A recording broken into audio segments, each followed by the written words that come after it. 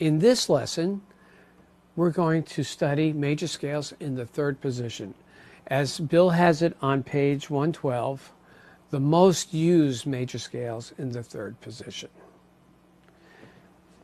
The first one is a B-flat major scale. But before we do that, what's the third position? It's where your first finger normally lies. So you have to move your hand up for your first finger always plays naturally in the third fret, second finger, fourth fret, third, fifth fret, fourth finger, sixth fret. So here's the B-flat major scale, fingering type 4. Remember that was fourth finger on the sixth string, B-flat major.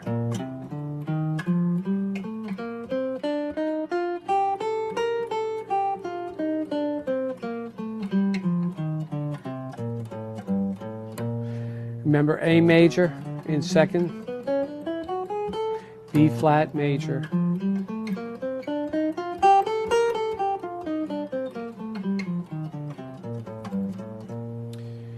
Again, you should have your fingers knowledgeable enough so that you don't have to look at them as much, so you can concentrate on the notes.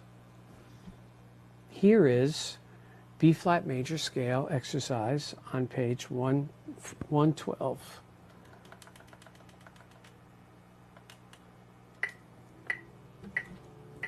One, two, three, four.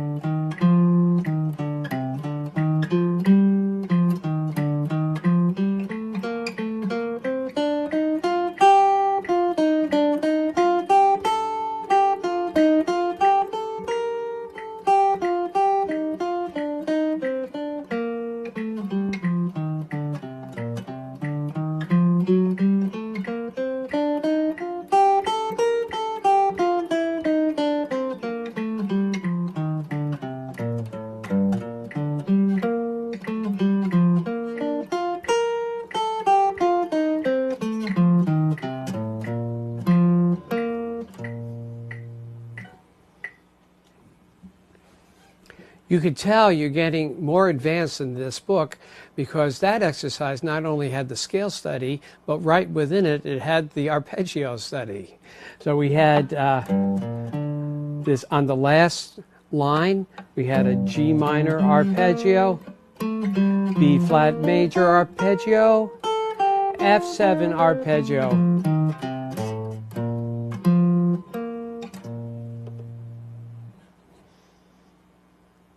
The next scale on page 112 is E-flat major, using fingering type 3. I'll repeat this to ad nauseum. Fingering type 3 is the fifth string, fourth finger root. We knew D scale.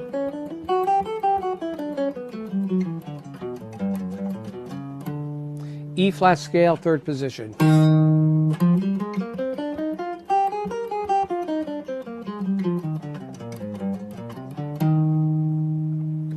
Yes, there's only one note difference between B-flat scale and E-flat scale. E-flat has an A-flat in it, B-flat has an A natural. And they both have B-flat and E-flat in it, so it's just one note difference. Here's the E-flat major scale exercise. 1, 2, 3, 4.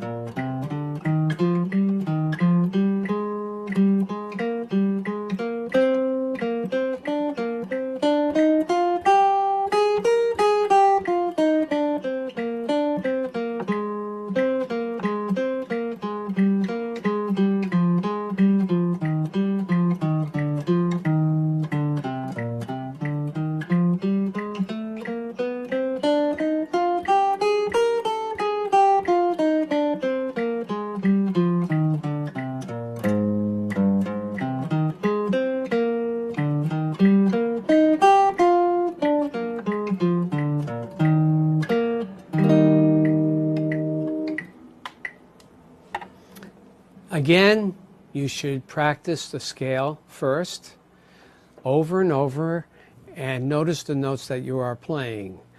You're playing familiar fingerings, but unfamiliar notes.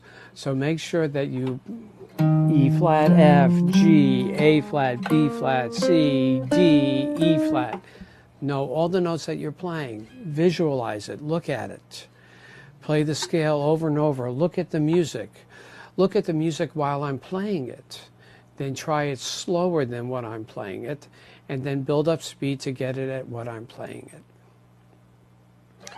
Our third scale in the third position on page 113 is the A flat major scale, using fingering type 2. Remember, fingering type 2 was second finger on the 6th string, G major in the second position. Third position is A flat.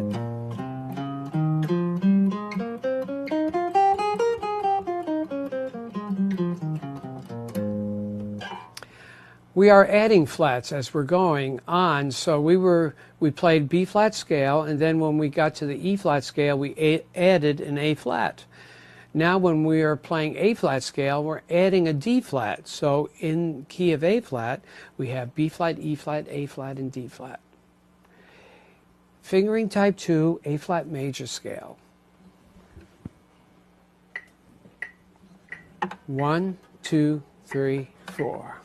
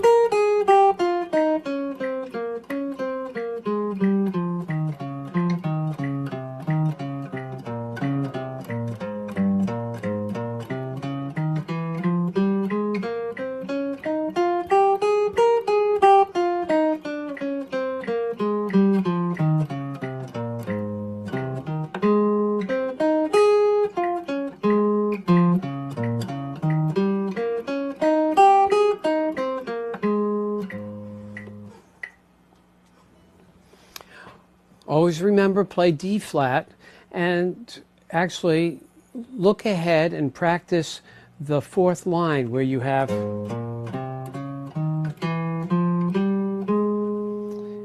that's the first measure, and the third measure of the fourth line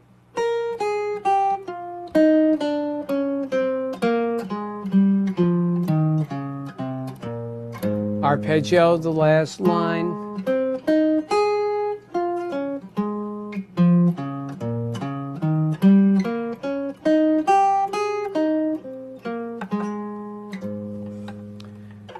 The last scale in the third position that you're going to learn is D flat.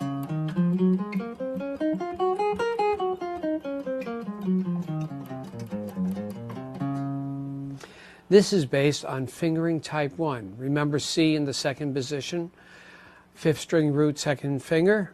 This is D flat scale in the third position with your second finger on D flat. Here's the D flat exercise, fingering type 1. 1, 2, 3, 4.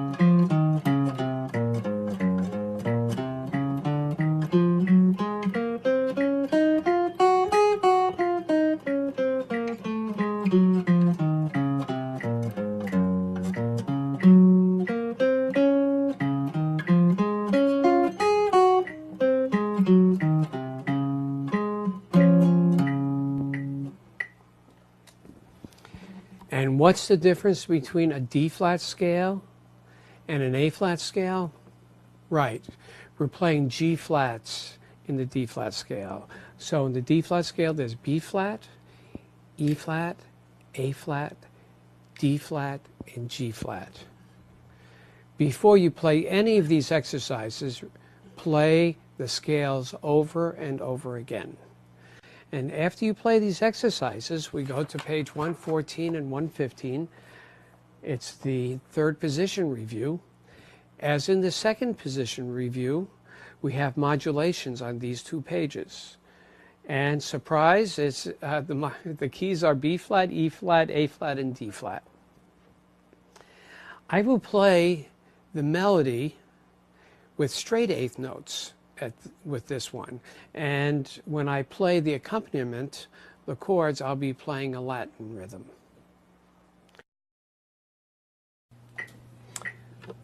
Third position review. 1, 2, 3, 4.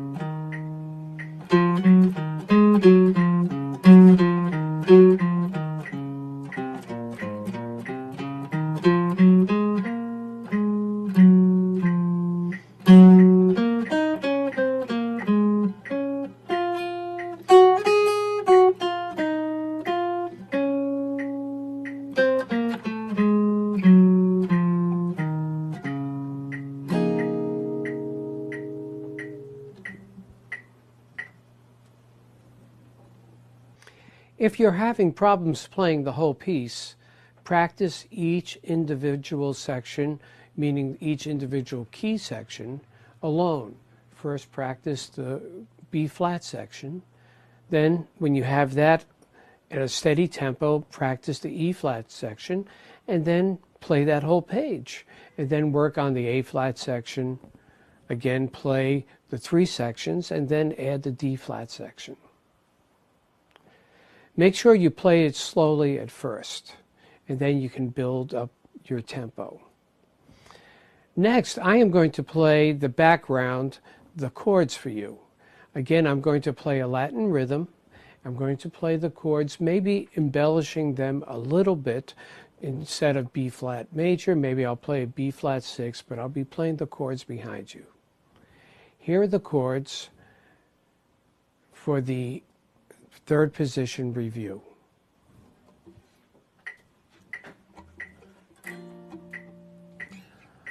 One, two, three, four.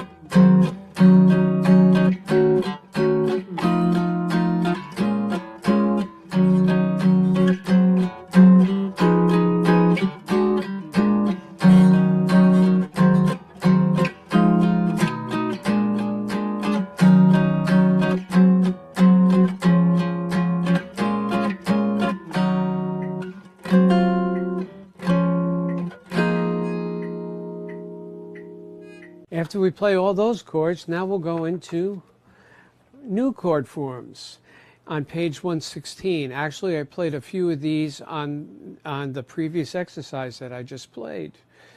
We are going to learn how to play a dominant 7 flat 9 chord. If you already know your 9th chord, C9, actually I like to play it like this, C9, and then we can flat the 9 by taking our 4th finger off and flattening our 1st finger and playing on the 2nd string. I usually like to play C in the bass or the 5th string in the bass and not the 5th in the bass, the G. But either way will work. If you play the 5th in the bass, it looks just like and sounds just like a diminished chord.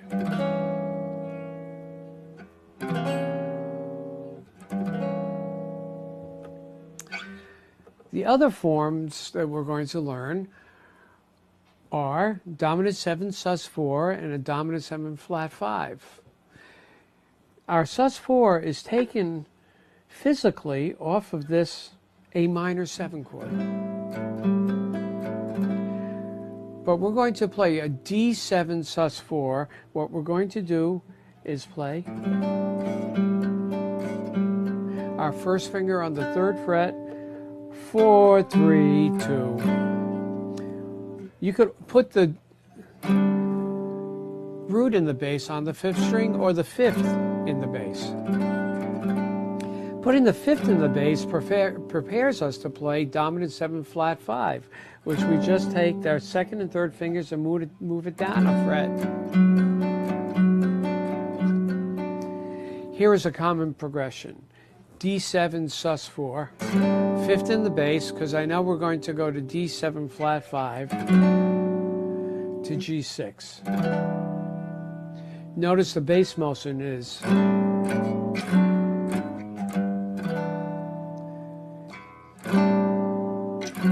very close movement between the chords. Let's look at the exercise. We're playing G major 7, G6, A minor 7. Here's our new chord, D7 flat 9. You could either play it playing the root on the 5th string or playing the 5th on the 6th string.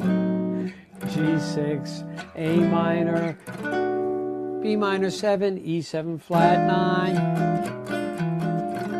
A minor 7, D7 sus G, or D7 sus 4, or D11, any of those, D7 flat 5, G6, C9, G6. Here it is in time. 1, 2, 3, 4.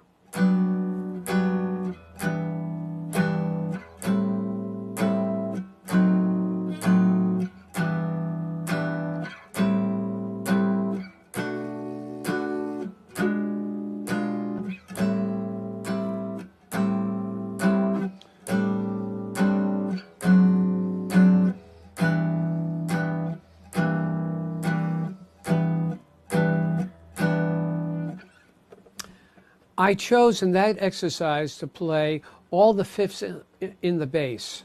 With D7 flat 9, I played it with A in the bass. With E7 flat 9, I played the 6th string, the B in the bass. When I played D7 sus 4, I did. Here it is a little faster. 1, 2, 3, 4.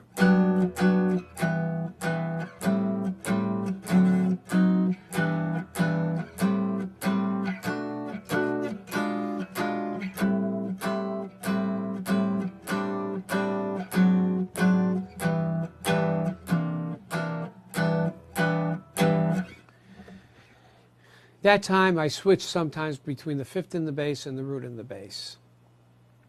Our next exercise has a number of chords that are new to us. Physically, they'll be very similar, so this is a good time to look at it. We're going to first do a minor 9 chord. Again, if you know theory, you can figure out a lot of fingerings from knowing some other fingerings. In other words, if we know a D9 chord, we'll put we'll play the 5th string and make the D in the bass, the root. What's the difference between the D9 and the D minor 9? The D9 has an F sharp in it, the 3rd. D minor 9 has an F natural, the minor 3rd. So if we know where the F sharp is, we flat it 1 fret to get the F natural. There's your minor 9 chord. You could put the 5th in the bass too, or the root. The next chord is a dominant 7 sharp 9. A dominant 7 sharp 9. Well, if we know a D9, that's a dominant 7, 9, and we know where the 9 is, what does the name tell us? To sharp the 9. Other ways of saying it is D7 sharp 9, D7 raised 9, or D7 augmented 9. Most of the time I hear and read D7 sharp 9. D9, D7 sharp 9.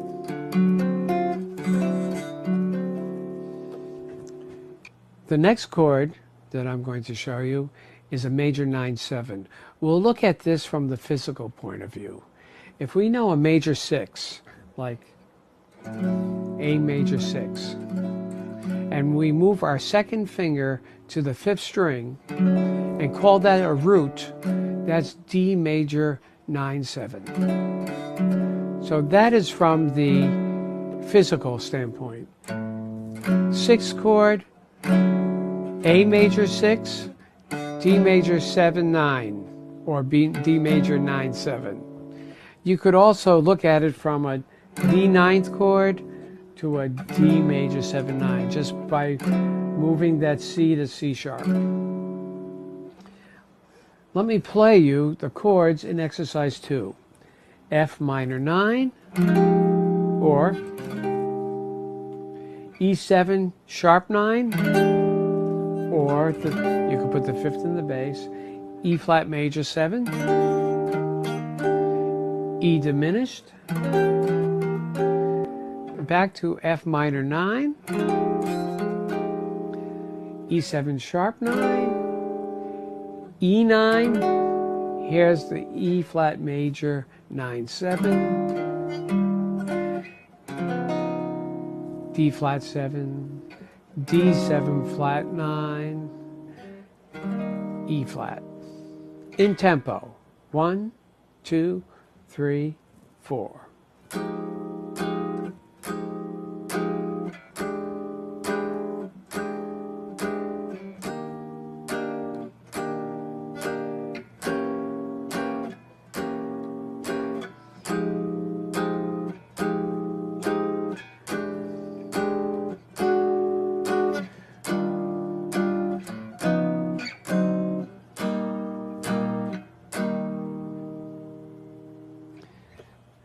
When you're playing these type of chords, the top note is very important because you're hearing the 9, the sharp 9, the 3rd on the E major 7, E flat major 7, the 3rd on the E diminished. They're all the same note, G.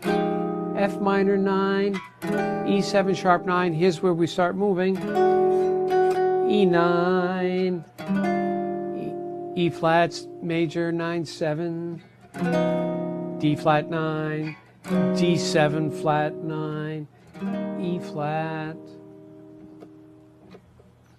Practice that slowly and see if you can hear the top note of the chord and sing it. Da da da da da da da da da da da.